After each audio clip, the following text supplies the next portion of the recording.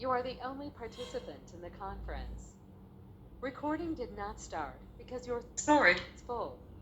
Please log in and delete recordings or purchase more storage from your account. All participants are muted and they can unmute themselves.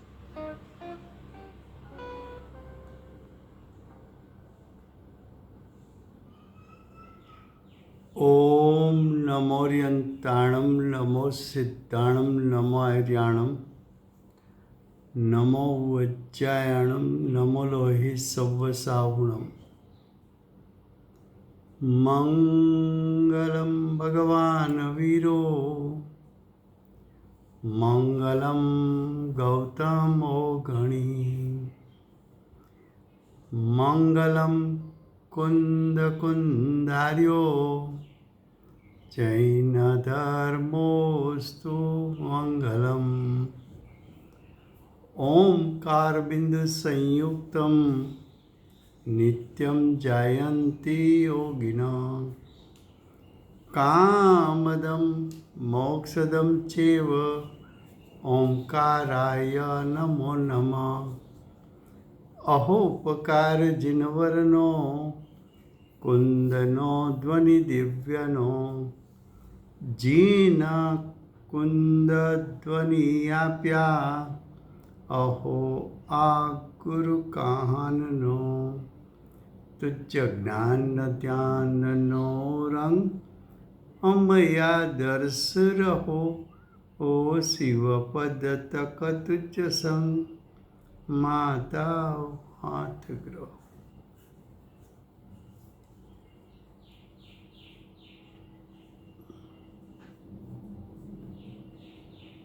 ये समयसार नाम का परम अध्यात्म शास्त्र है। भगवत कुंकुंदाचार्य देव मांगलिक करके समयसार को कहने की प्रतिज्ञा करते हैं। समयसार का अर्थ है आत्मा का त्रिकाल शुद्ध भाव, जिस पर दृष्टि पड़ने से, उस पर उपयोग एकाग्र करने से, उसमें स्थिरता करने से जीव को सम्यक दर्शन ज्ञान चारित्र प्रकट होता है। लेकिन ये आत्मा का शुद्ध भाव जो त्रिकाल शुद्ध है वो कहाँ है? तो कि वो तेरे आत्मा के सर्व प्रदेश में व्यापा हुआ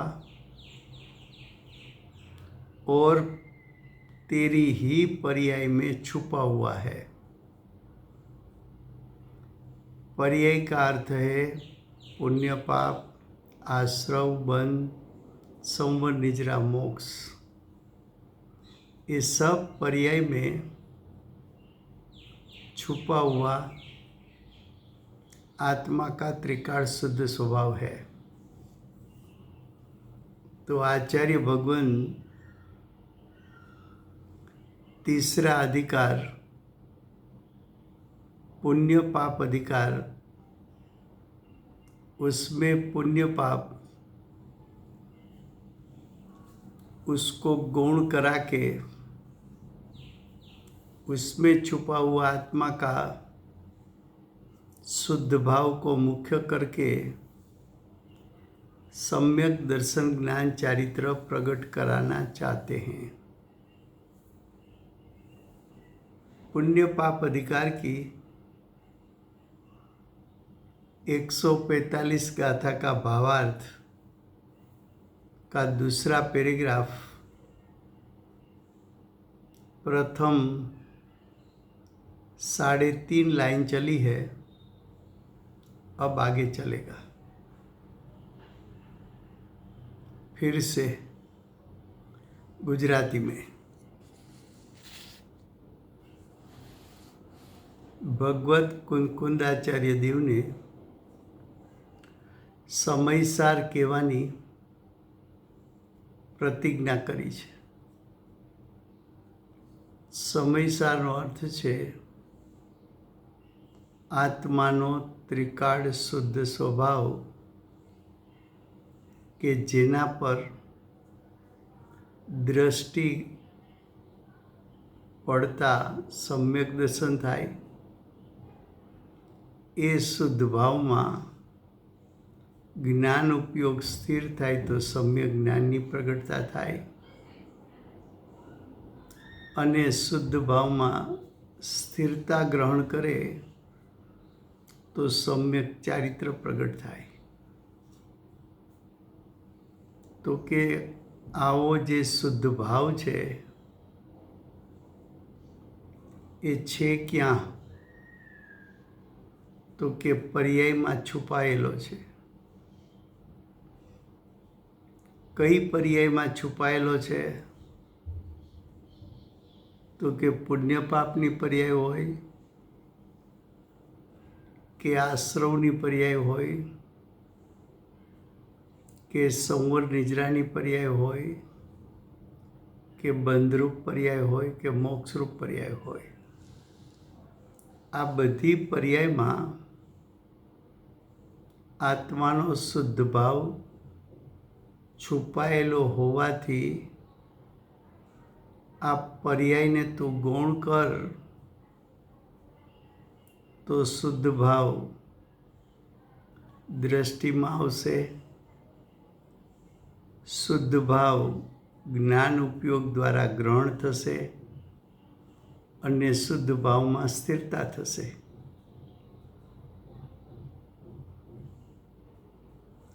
તો આચાર્ય ભગવાન ત્રીજો અધિકાર પુણ્ય પાપ અધિકારની રચના કરે છે. પુણ્ય પાપ અધિકારમાં આચાર્ય ભગવાન પુણ્ય પાપને ગુણ કરાવી આત્માના ત્રિકાળ શુદ્ધ ભાવને ગ્રહણ કરાવી જીવને સમ્યક દર્શનની પ્રાપ્તિ કરાવવા માગે છે. પુણ્ય પાપ અધિકારમાં 145 ગાથા ચાલે છે. 145 ગાથાનો ભાવાર્થ એમાં પ્રથમ 3.5 લીટી ચાલી છે.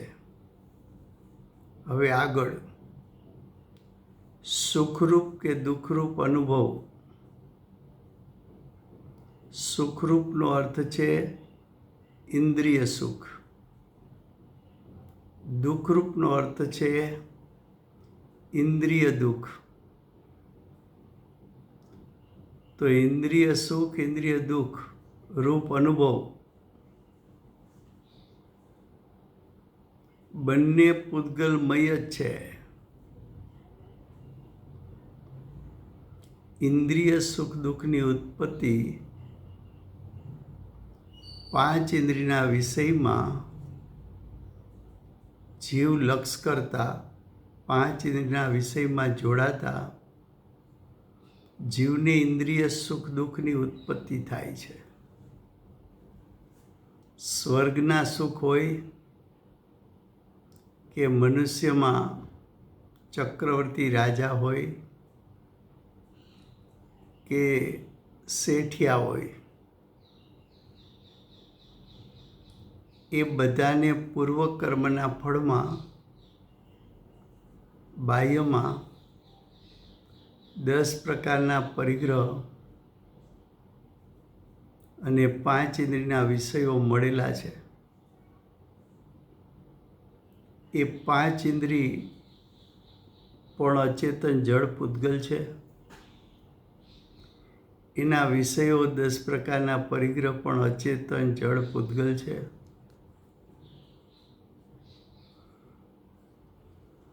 એમાં જોડાવાથી કે કર્મના ઉદયમાં જોડાવાથી ઉત્પન્ન થતા ઇન્દ્રિય સુખ દુઃખ એને પૂતગલના પરિણામ કીધા.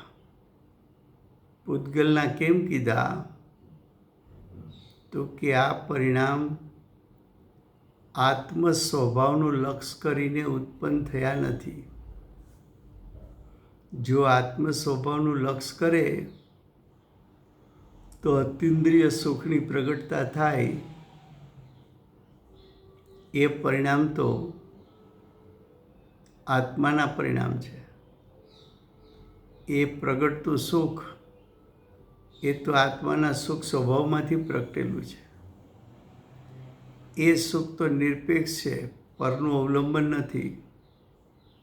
સ્વ આશ્રિત સુખ પ્રગટ થયું છે. અતિન્દ્રિય સુખ તો, ઇન્દ્રિય સુખ તો પરાશ્રય છે, પરનું અવલંબન છે, પરની અપેક્ષા છે, પરમાં જોડાણ છે.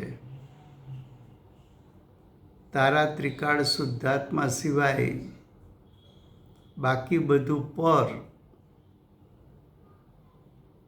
એટલે તારા માટે અચેતન જડ પૂતગલ જ છે. તો કે જે સુખરૂપ કે દુઃખરૂપ અનુભવ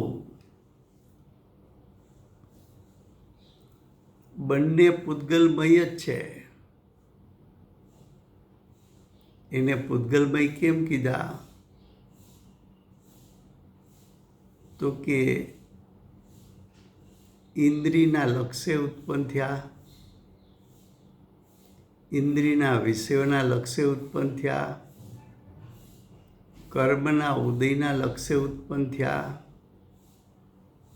ઇન્દ્રિયો પૂતગલ, ઇન્દ્રિયના વિષયો પૂતગલ, કર્મના ઉદયો પૂતગલ. માટે ઇન્દ્રિય સુખ અને ઇન્દ્રિય દુઃખ એનો અનુભવ એ બંને પૂતગલ જ છે. ઇન્દ્રિય સુખ દુઃખ પરાશ્રિત છે, પરના અવલંબનથી ઉત્પન્ન થતા પરિણામ છે. સ્વભાવથી ચ્યુત થવાથી ઉત્પન્ન થતા પરિણામ છે. માટે અમે એને પૂતગલમય જ છે એમ કહીએ છીએ. फिर से क्या कहा कि सुखरूप और दुखरूप अनुभव दोनों पूतगलमय है.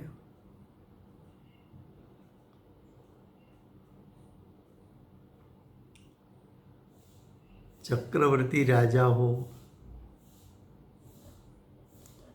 16,000 देव उसकी सेवा करे, स्वर्गनो इंद्र हो, सेठियो हो, सेठिया का पुत्र हो, उसको सुख कहाँ लगता है? तो कि उसको 5 इंद्रिय के विषय में सुख लगता है. 5 इंद्रिय के विश्व में विषय कितना है? तो कि अनंत है. एक एक इंद्रिय का विषय अनंत है. स्पर्शेंद्रिय, रसेंद्रिय, घ्राणेंद्रिय, चक्षुइंद्रिय, श्रोतेंद्रिय, एक एक का विषय अनंत और सब विषय पूतगल है. तो पूतगल के लक्ष्य से उत्पन्न होता परिणाम उसको पूतगल कहा.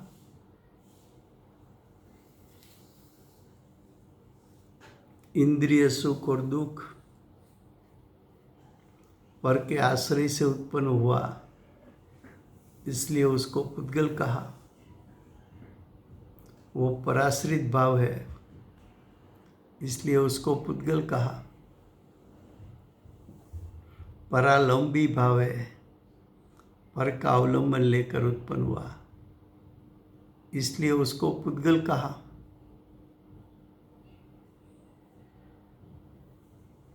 इंद्रिय सुख दुख रूप भाव जो शुभ अशुभ भाव किया था पूर्व काल में,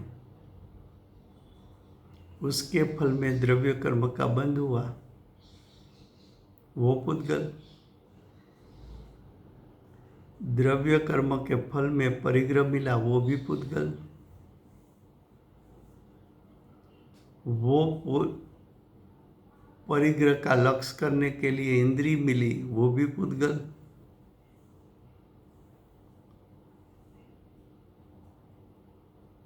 उसका आस्वाद लेने गया, पुद्गल के रस, वो भी पुद्गल।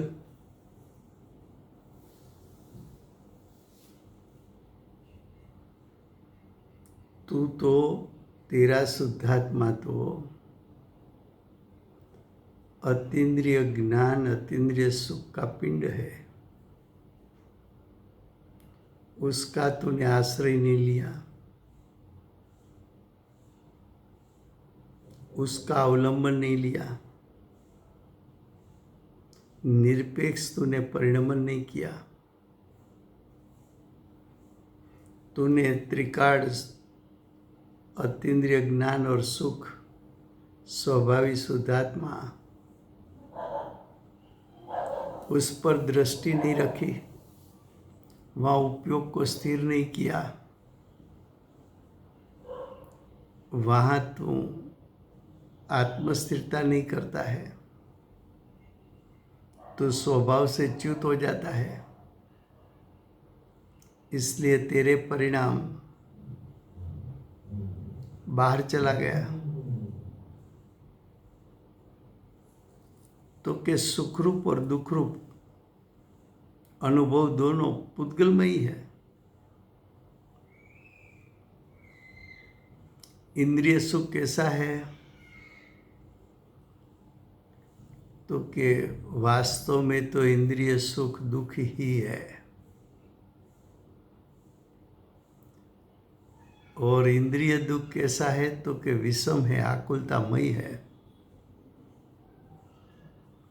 इंद्रिय सुख कैसा है? तो कि तुटक तुटक है।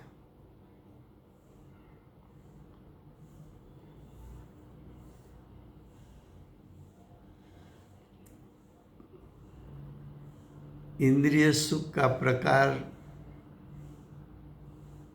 अज्ञानी मानता है कि अनंत प्रकार का सुख है।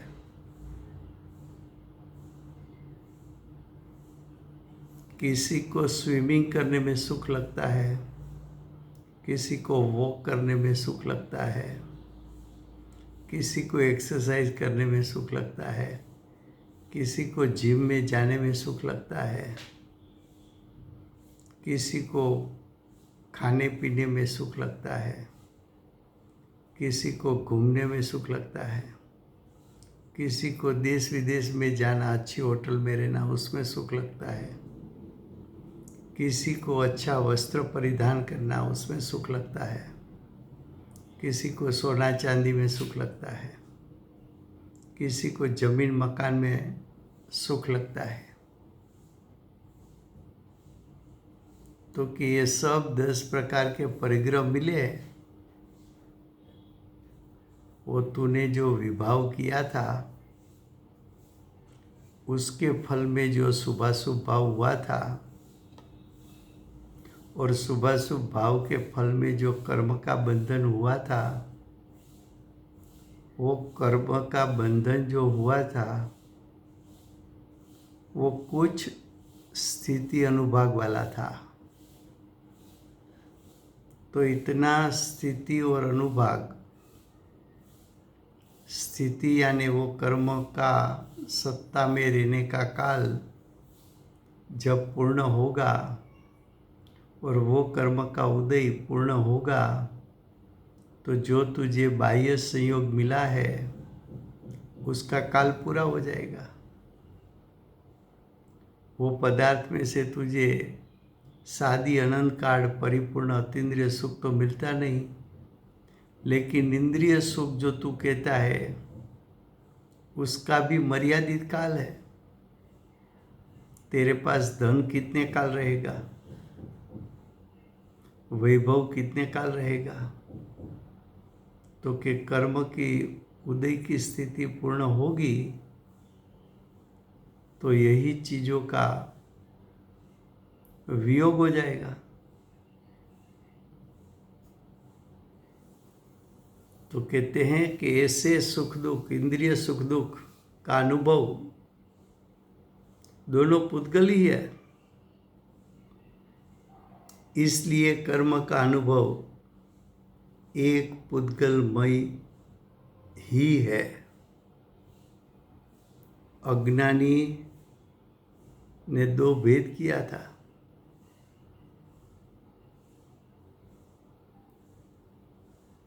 कि सुख का अनुभव और दुख का अनुभव दोनों भिन्न भिन्न है। ऐसा अज्ञानी का कहना था। उसको शुभ का फल, अशुभ का फल दोनों भिन्न भिन्न लगता था। यहाँ तो कहा कि नहीं, दोनों के भेद करने जैसा नहीं है, दोनों एकांत दुख रूपी है। इसलिए कर्म एक ही है, चाहे साता वेदनीय का कर्म हो कि चाहे असाता कर्म वेदनीय का उदय हो। साता वेदनीय का अनुभव और असाता वेदनीय का अनुभव दोनों द्रव्य कर्म का वेदन है, इसलिए एक ही है। अब आगे હવે પછી શું કહે છે કે મોક્ષ માર્ગ અને બંધ માર્ગમાં મોક્ષ માર્ગ તો કેવળ જીવના પરિણામમય જ છે અને બંધ માર્ગ તો કેવળ પૂતગલના પરિણામમય જ છે। જ્ઞાની સાધક મોક્ષ માર્ગમાં ઊભા છે। અનાદિનો મિથ્યા દ્રષ્ટિ બંધ માર્ગમાં ઊભો છે। ચતુર્થ ગુણસ્થાન વર્તી સમ્યક દ્રષ્ટિ હો, पंचम गुणस्थान वर्ती श्रावक श्राविका अर्जिका इलक चुल्लक हो, छठे सातवें गुणस्थान पर झूलने वाले मुनि हो कि श्रेणी आरोहण करवा वाला मुनि हो, ये बधा मोक्ष मार्ग में है। थोड़ा काल में मोक्ष लीधो के लेसे एटला दूर है। गुरुदेव मुनिओनुं वर्णन करे त्यारे एम के मुनिराज तो केवल ज्ञाननी तड़ेटी में बैठेला छे। मुनिराज तो मोक्ष लीधो के लेसे एटली ज वार छे। ए मोक्ष मार्ग में प्रगट थयेली शुद्धता ए जीवमय है, सुखमय है।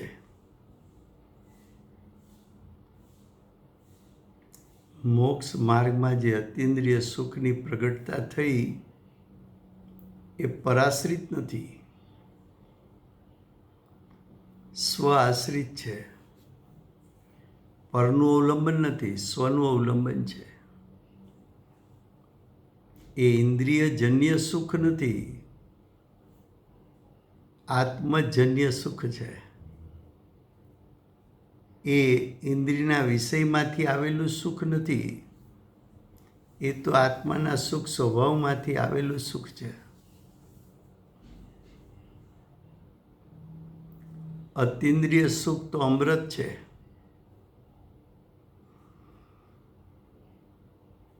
तो मोक्ष मार्ग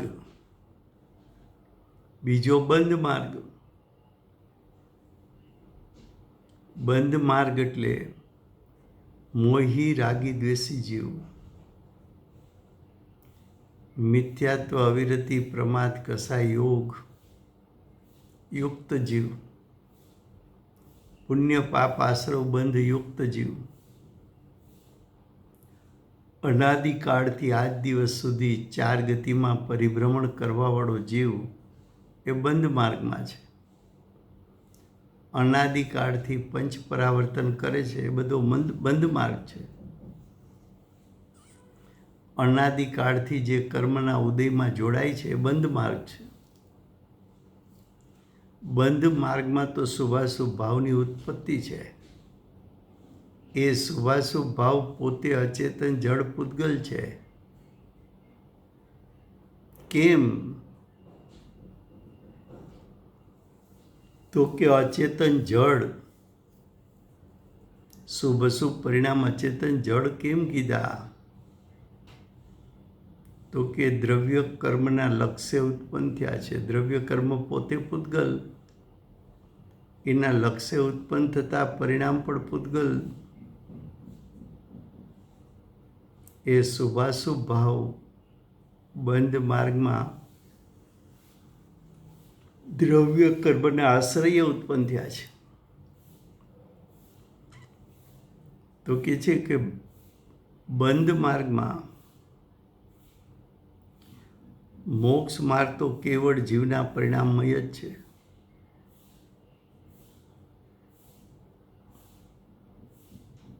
કેવા છે? તો કે મોક્ષ માર્ગમાં તો કેવળ જીવના પરિણામમય જ છે.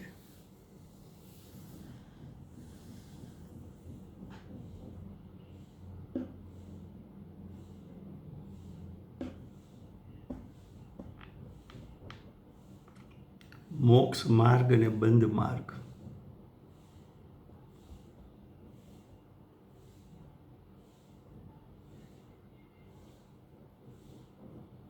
હવે આગળ કે છે મોક્ષ માર્ગ તો કેવળ જીવના પરિણામમય જ છે. એમ કેમ કીધું? તો કે દ્રષ્ટિ અને ઉપયોગ ઉત્પન્ન થતાની સાથે આત્મ સ્વભાવમાં લીન થાય છે. ત્યારે આત્માના સર્વ પ્રદેશેથી આત્માના સ્વભાવને અનુસરીને આંશિક શુદ્ધતા પ્રગટે છે. ત્યારે અતિન્દ્રિય સુખ, અતિન્દ્રિય જ્ઞાનનું વેદન થાય છે. એ પરિણામ આત્મ સ્વભાવને અનુસરીને પ્રગટ થયા હોવાથી મોક્ષ માર્ગ તો કેવળ જીવના પરિણામમય જ છે.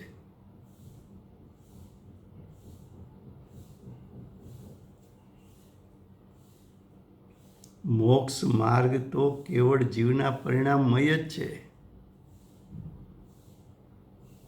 અને બંધ માર્ગ તો કે બંધ માર્ગ કોને કહેવો?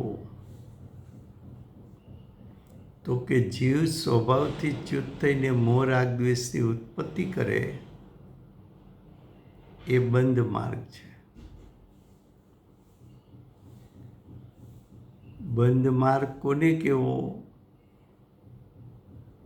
તો કે દ્રષ્ટિને ઉપયોગ ઉત્પન્ન થતાની સાથે કર્મના ઉદયમાં જોડાય અને જીવની દશામાં વિભાવને વિકાર ઉત્પન્ન થાય બંધ માર્ગ છે. બંધ માર્ગ કેમ કીધો? તો કે જીવના વિભાવ પરિણામનું નિમિત્ત પામીને અનેક પ્રકારના કર્મ આત્માના પ્રદેશે બંધાય છે, માટે બંધ માર્ગ છે. તો કે આ બંધ માર્ગ એ પણ છે તો પરિણામ, મોક્ષ માર્ગ છે તો પરિણામ. પણ મોક્ષ માર્ગ એ જીવના સ્વભાવને અનુસરીને પ્રગટ થતા પરિણામ છે. અને બંધ માર્ગ કર્મના ઉદયને અનુસરીને ઉત્પન્ન થતા પરિણામ છે. માટે કહ્યું કે બંધ માર્ગ કેવળ પૂતગલના પરિણામ. પૂતગલના કેમ પરિણામ કીધા? તો કે તારી દશામાં મોરા દ્વેષની ઉત્પત્તિ થઈ, એક કર્મના ઉદયમાં જોડાવાથી ઉત્પન્ન થઈ છે. કર્મના ઉદયને અનુસરીને પ્રગટ થયેલા પરિણામ છે. એક કર્મના ઉદય પોતે પૂતગલ છે. એ પૂતગલને અનુસરીને ઉત્પન્ન થતા પરિણામને પણ અધ્યાત્મશાસ્ત્રો પૂતગલ જ કહે છે.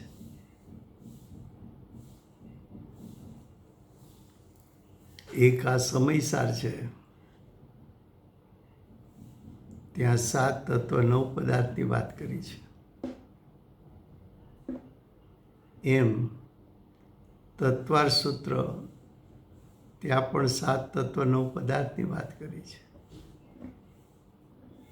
સમયસારના રચયિતા ભગવત કુંકુંદાચાર્ય દેવ છે. તત્વાર સૂત્રના રચયિતા ભગવત કુંકુંદાચાર્ય દેવ ના પટ શિષ્ય ઉમાસ્વામી, કુંકુંદાચાર્ય દેવ પછી આચાર્ય થયા ઉમાસ્વામી, એના શિષ્ય, એને તત્વાર સૂત્રની રચના કરી છે. પણ કુંકુંદાચાર્ય દેવે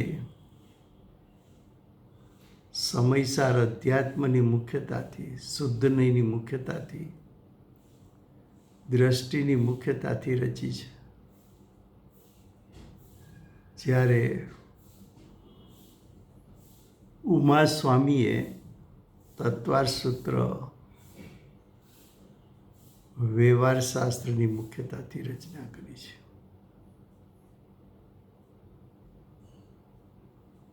અહીંયા સમયસારમાં જીવના શુભાશુભ ભાવ, પુણ્ય પાપના ભાવ, એને પૂતગલ કહ્યા. તત્વાર સૂત્રએ શુભાશુભ ભાવને જીવના પરિણામ કીધા.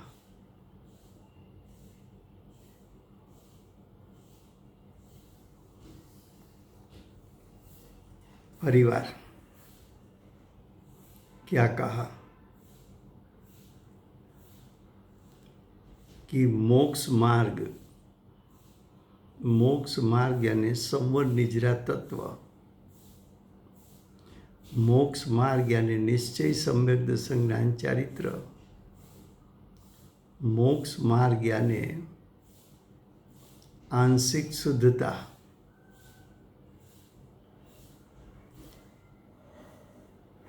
मोक्ष मार्ग એટલે आत्मा की अनुभूति, मोक्ष मार्ग का फल मोक्ष, मोक्ष मार्ग यानी साधक दशा, मोक्ष मार्ग चतुर्थ गुणस्थानवर्ती सम्यक दृष्टि हो, पंचम गुणस्थानवर्ती श्रावक श्राविका अर्चिका, ये लक सब मोक्ष मार्ग में है. चाहे मुनि हो, 6ठे 7वें झूलने वाले, वो भी मोक्ष मार्ग है. श्रेणी आरोहण की हो, वो भी मुनि मोक्ष मार्ग में है. मोक्ष मार्ग शुद्धाशुद्ध दशा, शुद्धाशुद्ध परिणाम है. मोक्ष मार्ग स्वभाव का लक्ष्य करने से उत्पन्न हुआ है. ये बात हुई मोक्ष मार्ग की. अब बंध मार्ग, बंध मार्ग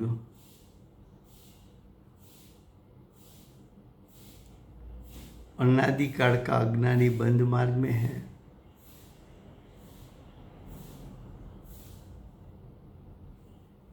मोही रागी द्वेषी जीव बंध मार्ग में है. मिथ्यात्व, अविरति, प्रमाद, कसा योग के धारक बंध मार्ग में है. जिसका अनादिकाल से परिणाम स्वभाव से च्युत होकर उत्पन्न होता है, वो हम सब बंद मार्ग में हैं।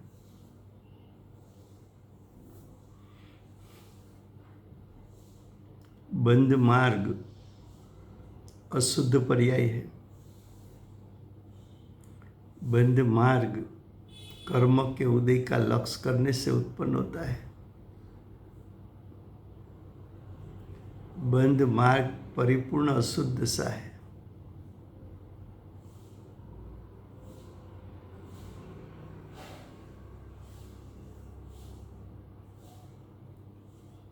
बंद मार्ग द्रव्य कर्म के उदय में जुड़ने से उत्पन्न होता है।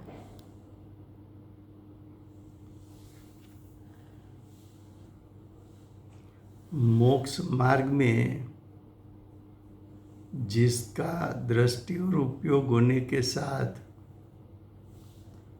आत्म स्वभाव में तल्लीन रहते हैं, वो मोक्ष मार्ग में है। और जिसकी दृष्टि और उपयोग उत्पन्न होने के साथ कर्म के उदय में जुड़ते हैं, वो बंद मार्ग में है।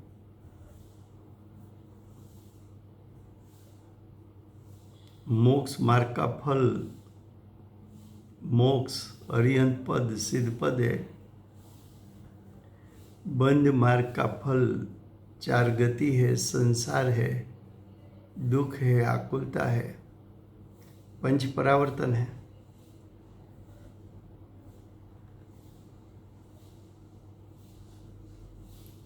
मोक्ष मार्ग स्व का लक्ष्य से उत्पन्न होता है। बंद मार्ग पर के लक्ष्य से उत्पन्न होता है।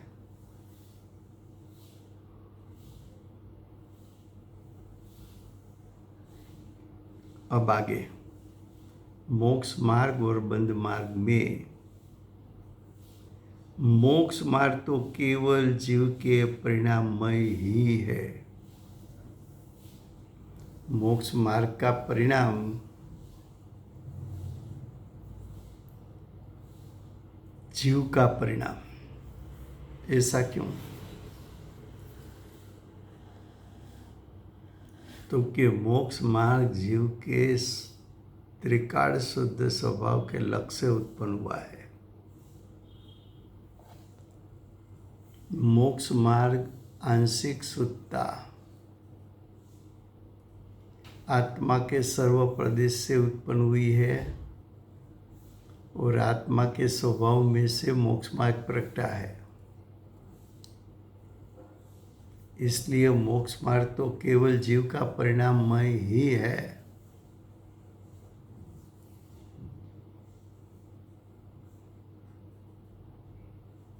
ख्याल में आता है। मोक्ष मार्ग क्या है? तो क्या आत्म स्वभाव पर दृष्टि कर आत्म स्वभाव में उपयोग एकाग्र कर और आत्म स्वभाव में स्थिरता कर, वही तो मोक्ष मार्ग है। ये मोक्ष मार्ग जीव के स्वभाव में से प्रकटा है, इसलिए केवल जीव का परिणाममय ही है। अब बंद मार्ग,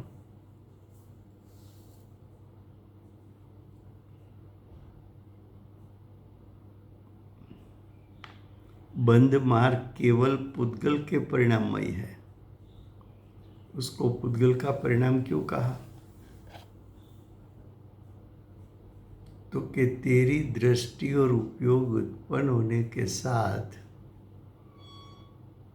कर्म के उदय में जुड़ जाती है और कर्म के उदय को अनुसरण करके परिणमन होता है। तो कर्म का उदय पुद्गल, उसको अनुसरण करके उत्पन्न होता परिणाम भी पुद्गल। बंद मार्ग में तो जीव का लक्ष्य बाहर है, तो बंद मार्ग केवल पुद्गल के परिणाममय ही है।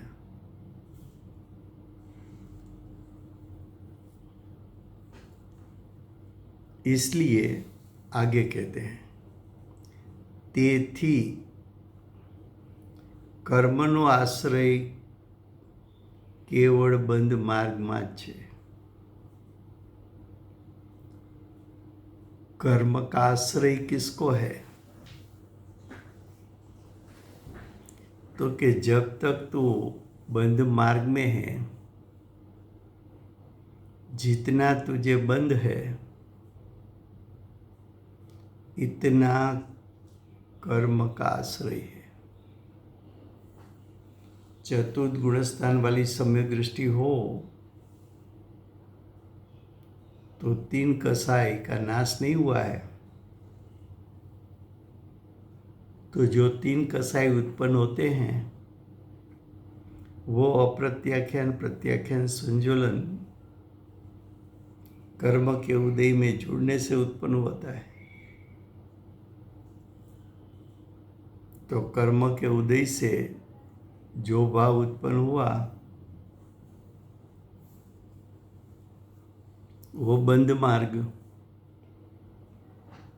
पुद्गल में कहा, क्योंकि कर्म के उदय में जुड़कर उत्पन्न हुआ। और जितनी शुद्धता है वो शुद्धता आत्म स्वभाव का लक्ष्य करके उत्पन्न हुआ।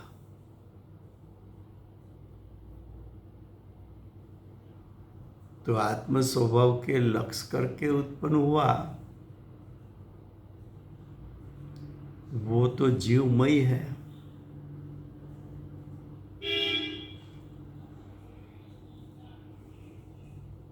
क्या कहा?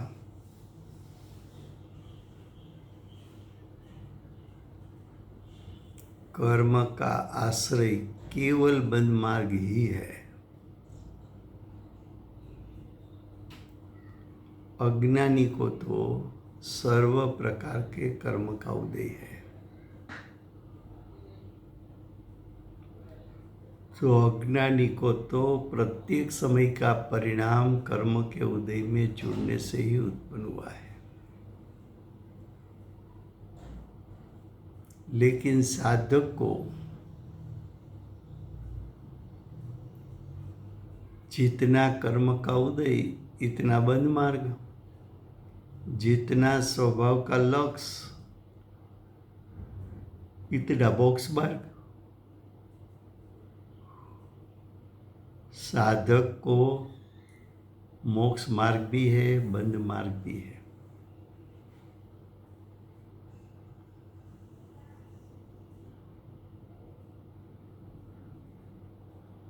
देखो,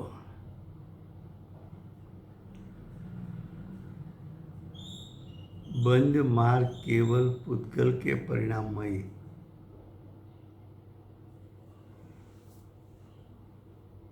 ये जो समयसार की रचना भगवत कुंकुंदाचार्य देव ने की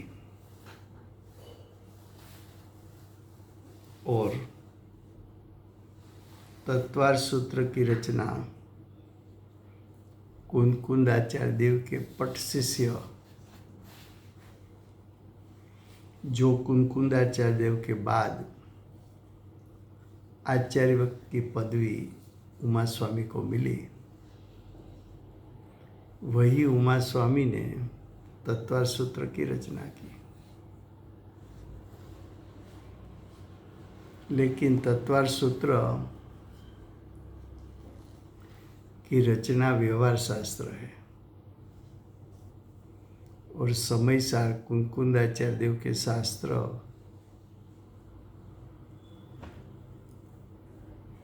वो तो अध्यात्म शास्त्र है।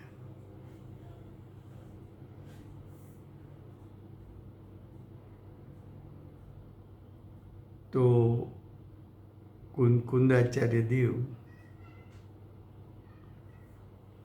अशुद्ध परिणाम को पुद्गल कहते हैं कि पुद्गल के लक्ष्य से हुआ, इसलिए पुद्गल। कर्म के उदय पुद्गल है, उसमें जुड़ने से उत्पन्न हुआ, इसलिए पुद्गल।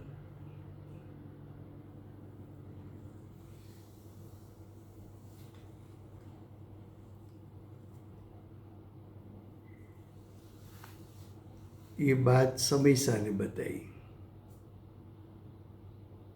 लेकिन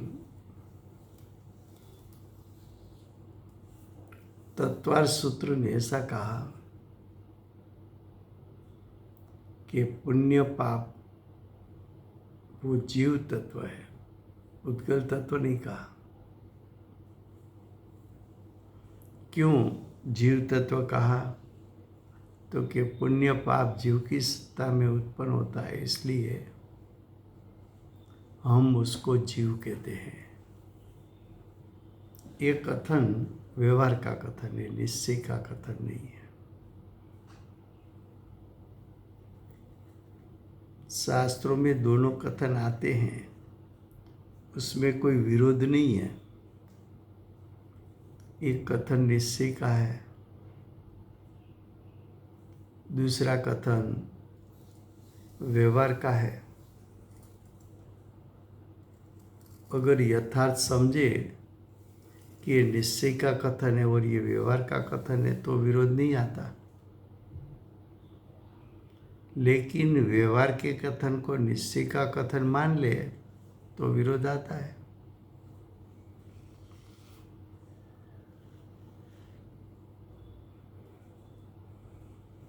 देखो आगे, बंद मार्ग केवल पुद्गल के परिणाममय ही है, इसलिए कर्म का आश्रय केवल बंद मार्ग ही है। जो शुभाशुभ भाव उत्पन्न हुए तब आश्रय किसका था? कर्म के उदय का। तो शुभाशुभ भाव कैसे हैं? तो कि मात्र बंद मार्ग। पुण्य पाप दोनों को बंद मार्ग क्यों कहा? तो कि दोनों अशुद्ध परिणाम है। पुण्य में भी शुद्धता का अंश नहीं है, बंद मार्ग है। अर्थात कर्म एक बंद मार्ग के आश्रय से ही होता है। कर्म की उत्पत्ति कहाँ से होगी? मोक्ष मार्ग में कि बंद मार्ग में? तो कि बंद मार्ग के आश्रय से उत्पन्न होगी।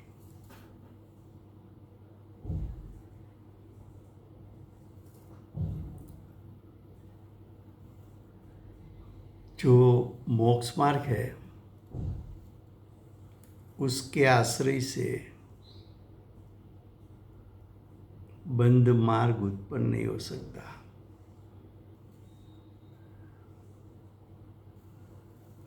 मोक्ष मार्ग तो स्व का लक्ष्य उत्पन्न हुआ है। जो पर के लक्ष्य से बंद मार्ग उत्पन्न होता है तो न्याय से भी कह सकते हो कि मोक्ष मार्ग स्व के लक्ष्य से उत्पन्न हो सकता है।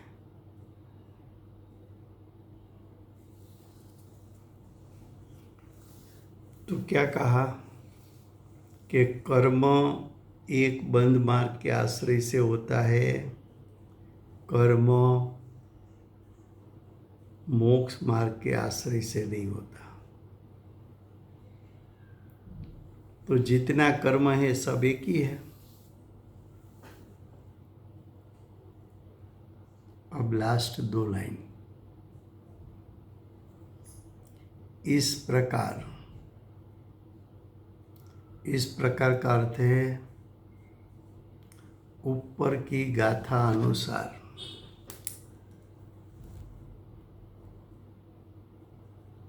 આ પ્રમાણે એટલે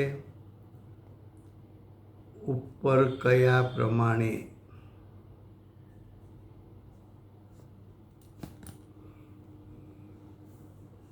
કર્મના શુભાશુભ ભેદના પક્ષને ગૌણ કરી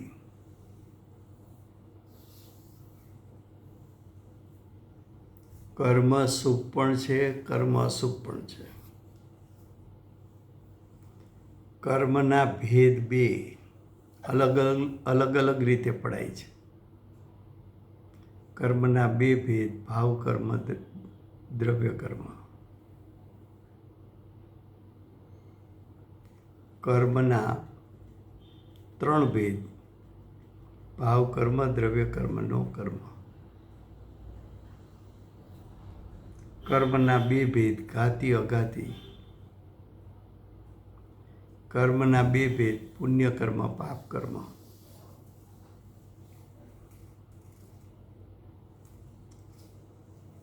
તો અહીંયા કર્મના ભેદ બે: શુભ કર્મ, અશુભ કર્મ.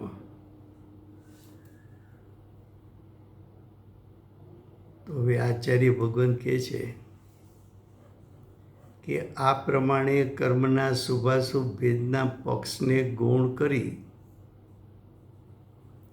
શુભાશુભ ભાવનો ભેદ કરવો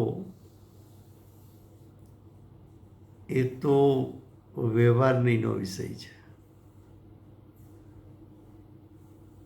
આ ભેદને ગૌણ કર, તેનો નિષેધ કર, એને હેય કર. કેમ? તો કે છે કારણ કે અહીં અભેદ પક્ષ પ્રધાન છે. આ સમયસાર શાસ્ત્ર છે. ભેદ પર દ્રષ્ટિ કરાવી છે કે અભેદ પર? શાસ્ત્રનું પ્રયોજન ભેદ છે કે અભેદ છે? અભેદનું લક્ષ કરવાથી સમ્યક દર્શન થશે કે ભેદનું લક્ષ કરવાથી સમ્યક દર્શન થશે?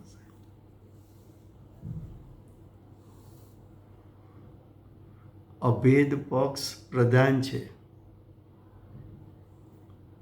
અને અભેદ પક્ષથી જોવામાં આવે તો કર્મ એક જ છે. કર્મ કેટલા છે? તો કે કર્મ એક જ છે. કર્મ એક છે એટલે એની જાત એક જ છે. જાત એક છે એટલે સ્વભાવ એક જ છે. સ્વભાવ એક છે એટલે તો કે બધા કર્મ પૂતગલમય છે. કર્મ બે નથી.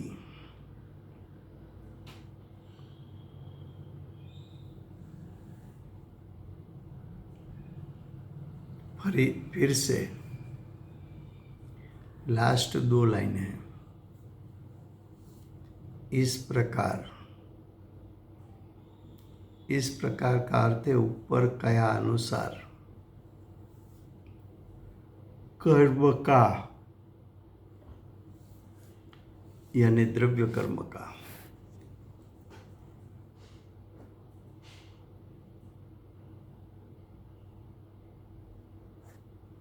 शुभाशुभ भेद का एक कर्म शुभ एक कर्म अशुभ ऐसा भेद का पक्ष को गौण कर दे. ये शुभ कर्म है, ये अशुभ कर्म है, ऐसा भेद गौण कर दे. दोनों एक है. शुभ कर्म का फल अच्छा है, अशुभ कर्म का फल है बुरा है, ऐसा भेद छोड़ दे. शुभ कर्म में भी संयोग मिलेगा, अशुभ कर्म में भी संयोग मिलेगा और संयोग पुद्गल है इसलिए एक है.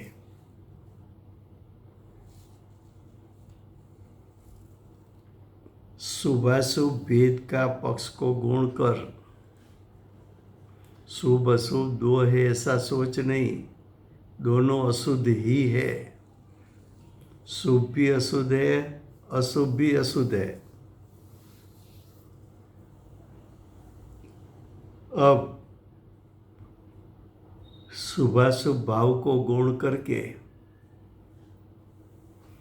आत्म स्वभाव को मुख्य कर ले तो तेरे परिणाम में शुद्धता प्रकट होगी।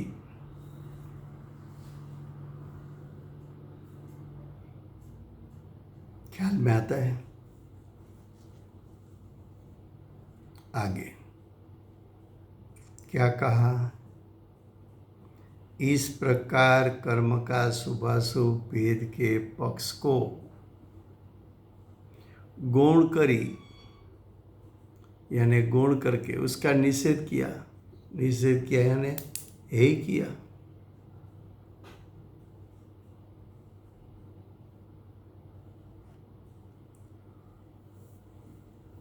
आज तक क्या था?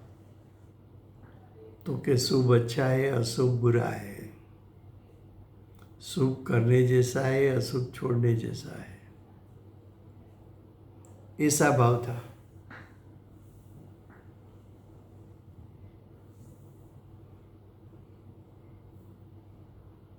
तो यहाँ कहते हैं शुभ अशुभ दोनों को गौण कर दे।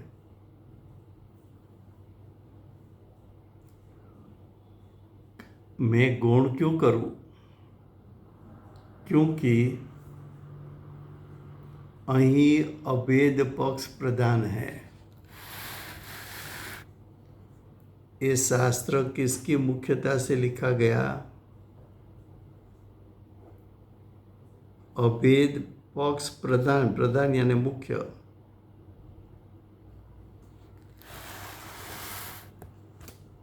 भेद का कथन करूं कि अभेद का? भेद का लक्ष्य करूं कि अभेद का लक्ष्य करूं? भेद को गौण करूं कि मुख्य करूं? अभेद को गौण करूं कि मुख्य करूं? तो कि अभेद मुख्य है। अभेद मुख्य है, उसका अर्थ अभेद पर दृष्टि और उपयोग रखने जैसा है। अभेद पक्ष से देखने में आए तो कर्म एक ही है। आचार्य भगवान को आश्चर्य लगता है कि ये शुभ कर्म और ये अशुभ कर्म ऐसा भेद अज्ञानी क्यों करते हैं? वो तो भेद है ही नहीं।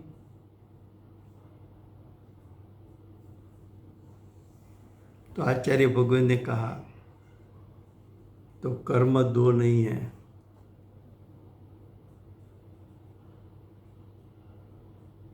अब श्लोक 102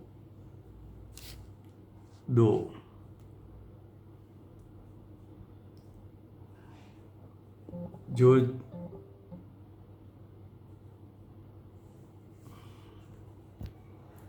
102 नंबर का श्लोक है, कल से शुरू करेंगे। 1 मिनट बाकी है, समय हुआ है। वर्तमान 24 आखिरी तीर्थंकर बाल ब्रह्मचारी महावीर भगवान की जय हो। महाविद्य क्षेत्रे विराजते हुए विश्व विरमान तीर्थंकर में प्रथम तीर्थंकर धर्म धुरंधर अनंत चतुष्टय के तारक दिव्य ध्वनि के दातार हमारे शासन उपकारी सीमा में रहने वाले सिमंदर भगवान की जय हो। कड़ीकाल सर्वज्ञ केवल ज्ञान की तलेटी में बैठे हुए महासमर्थ आचार्य आगम के रचयिता भगवत श्री कुंकुंदाचार्य देव की जय हो। वर्तमान काल में सम्यक दर्शन का उपदेश देने वाले तीर्थ के नायक, तीर्थ के स्थापक, तीर्थ के प्रवर्तक परम कृपाणु श्री सद्गुरु देव की जय हो। पूज्य गुरुदेव के शिष्य में शिरोमणि स्वानुभव युक्त जाति स्मरण ज्ञान युक्त प्रसव मूर्ति भगवती मात की जय हो। पूज्य गुरुदेव और माता जी कि साधना भूमि स्वर्णपुरी धाम की जय हो। स्वर्णपुरी धाम में विराजते हुए सभी देव शास्त्र गुरु भगवंत की जय हो। वर्तमान गुरु और भविष्य के तीर्थंकर श्री सूर्यकृतिनाथ भगवान की जय हो। श्री सूर्यकृतिनाथ भगवान के समावसरण के मुख्य गणधर देवेंद्र कीर्तिनाथ भगवान की जय हो। परम दिगंबर जैन धर्म की जय हो।